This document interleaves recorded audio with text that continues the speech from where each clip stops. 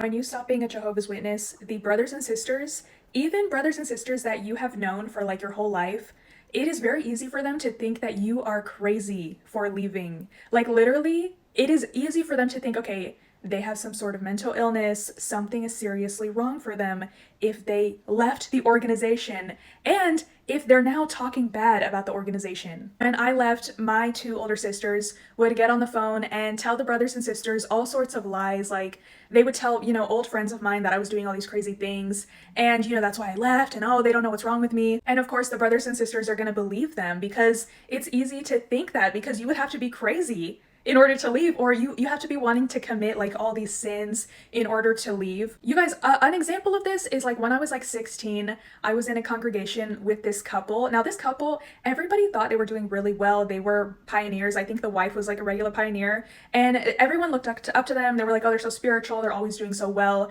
And I would talk to them a lot like after the meeting. And so the wife told me this to my face, okay? This is not funny actually, she told me that her husband, right, that he left the organization and he started doing all these bad things. I honestly think that he cheated on her, because do you want to know what she has been doing this whole time? She said that the reason he left is because he has a mental illness, and so he had to start going on like all these medications. This poor brother, you guys, like you could tell he was in his, I think they were like in their 30s. You could tell he was young, but he could barely walk, he could barely speak. He was so doped up on medication that he could barely function, and she was giving him an insane amount of medication because he had a mental illness. I'm pretty sure this guy doesn't have a mental illness. I think she was just like upset and resentful that he left the organization and maybe, hurt her feelings. Maybe he cheated on her, and that's kind of her way at getting back at him, for leaving and for kind of making her look bad, is, having him doped up on all these medications. And it's an easy excuse to be like, oh, well, that's why he left, it's because he was mentally ill, he's crazy.